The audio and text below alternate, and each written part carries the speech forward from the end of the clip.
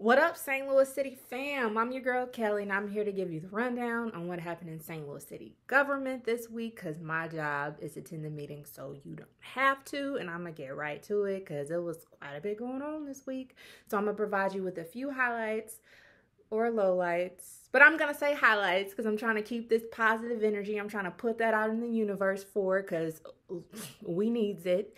And also my favorite part of the show where I give you, the legislative updates and the legislative corner. So I'm going to get right to it. I wanted to lift up a couple of projects that seem to be in the works, development related projects, and some restoration projects happening. So, and I've mentioned, I know this first project in the past. I think it's officially called the Bridge Project, which is part of the large Kingsway development that's really looking to bridge the Delmar Divide. So really looking at bringing more development north of the Delmar Divide. So this one in particular, it was heard in committee to kind of clean up some of the zoning to make things really consistent, to make sure that this project, which will be on Delmar between Euclid and Walton, to make sure that it allows for a mixed-use development. So they're going to have some, apartments, market rate, and also some retail, all of that. So that passed. And I know I mentioned this in, some previous posts or what have you. So that did pass with a do pass recommendation out of committee. And then also something else I wanted to mention. So in the 26th Ward, Alderwoman Clark Hubbard sponsored this bill that supports the restoration of a home actually that's located on Vernon Avenue, really close to Vernon and Union. And so basically this used to be this residence of like a really renowned, I guess, historic architect in the city of St. Louis, like hellas ago. And then, things changed, things shifted. It became like a trap house, and then there was like a fire that burned some of it up. But yeah, so now she's really looking to get some support in restoring it. So looking at tax abatement to help with some of the renovations. And the outcome, right, is to, quote, facilitate the redevelopment of the area into productive residential property. So that bill was passed out of the committee with a do pass recommendation. Something else I wanted to highlight, so y'all know I've been attending these Ways and Means Committee meetings because they are really listening to the different city departments with regards to the budget. So it's Board Bill number 1, which is the proposed budget for the city for fiscal year 2022. They have until the end of the month, to kind of go over things and present this bill, onto the Board of Aldermen for the Board of Aldermen to, pass the bill, whatever, because this bill, the fiscal year starts July 1, y'all. So time is ticking. So this last meeting, they were talking about, they didn't hear any of the departments. They were just kind of talking about, proposed changes or what have you to the proposed budget. And, when you hear terms like unprecedented, uncharted territories, not comfortable, we don't want to break any laws in passing this bill, that's not something you want to hear about your city's budget. I'm a city resident. Who wants to hear that? Absolutely nobody wants to hear that. So yeah, it didn't make me feel confident as a city resident to hear. So why were these words used? So when the Board of E&A, when they presented, the full budget, it was balanced. However, as we stand now, the proposed budget is not balanced. And basically, they got to find $5.7 million from somewhere to balance that ish. Again, by June 30th. So yeah, y'all, I don't know. So what are the next steps, right? What they finna do? So what they plan on doing, the Ways and Means Committee, they're going to send a letter to the Board of E&A, again, not E&J, because people keep saying I'm talking about E&J. No, the Board of Estimate and Apportionment, which consists of, again, 3 members. It's the mayor, so Mayor Tashara Jones, the comptroller, and also the Board of Alderman President Reed.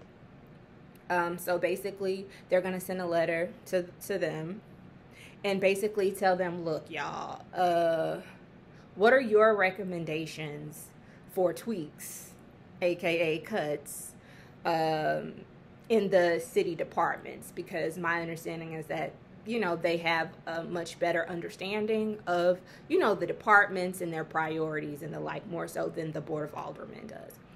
So then after, you know, they give their recommendations, they provide, you know, Ways and Means Committee with a list. Then, you know, obviously Ways and Means Committee consider that, whatever. If they're fine with it, then it will go to the full Board of Aldermen.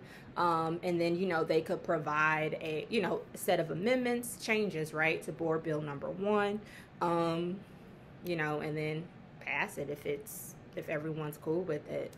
So, yeah, y'all, we'll see.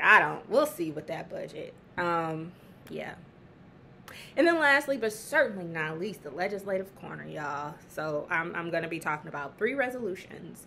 So the first one, resolution number 9, is regarding crime prevention funds, aka Prop S. And essentially, this provides $1 million to nonprofit organizations implementing crime prevention programming. So there were a list of orgs, and I posted this, I believe it was yesterday, so feel free to take a look at the list of nonprofit orgs that will be receiving coin, and then the grand total is again $1 million. But Good Journey, that's one that wasn't on that list. They were added yesterday, so check out the post and you can see, you know, who got what. And the full board approved it today. So the next resolution, resolution number 12. So this resolution basically was looking at, so Alderman Coulter introduced this piece of legislation, really working with the Port Authority of St. Louis, of the city of St. Louis, to renovate an existing Hilton hotel, and this hotel is located on 4th and Olive, requesting a tax abatement, aka tax incentive, in the ballpark of like $125,000, which is about 1.5% of the total project cost. And the purpose is again to kind of, you know, spruce up the hotel a little bit, right? And, you know, the hotel industry, you know, they've had some issues with COVID, you know, all that jazz. And I mean, our downtown, I mean, yeah, it's our downtown. You get what I'm saying? So there was a lot of back and forth. I mean, it passed really easily out of the HUD's committee meeting, but the Board of Aldermen meeting, they were going back and forth, y'all, about this. A lot of folks trying to understand how a Hilton can get number 1, a Hilton, right? And number 2, how can they get a tax abatement, meaning that they don't pay, you know, full cost of their property taxes, you know, to spruce up, you know, carpets and stuff, and, you know, I don't know, new paint, I don't know, furniture, I don't know, stuff like that, I don't know. So like, we really finna do this, y'all. So people had a lot of issue with that. And then you had also folks saying, look, like, this ain't like a Hilton, you know, this is a kind of a smaller, you know, a developer came in, purchased the property, taking on a lot of financial risks. They need a little support, yada, yada, yada, to spruce it up, and how sprucing it up could obviously generate even more business in an area in downtown that needs a little support. But all in all, despite the back and forth and kind of, yes, with the final vote, the ayes got it, so this resolution passed. And then the last one I really wanted to lift up was resolution number 34. This was sponsored by Alderwoman Middlebrook. And again, this was, you know, she was working with the Port Authority, the city of St. Louis as well, on this piece of legislation that would support basically the production of, like, fertilizer. Yes, sustainable fertilizer that would be utilized to grow food, right? Um, by this business called Ostera LLC. Um, so again, the tax abatement, aka tax incentive, was requested, and from this project, an additional 40 jobs will be created with an average salary of $66,000 a year. Dang. Okay, so and this resolution, it passed by the full board of aldermen. So yeah, y'all, that's all I have for you this week. Please have a great weekend, and you'll see me soon. Peace.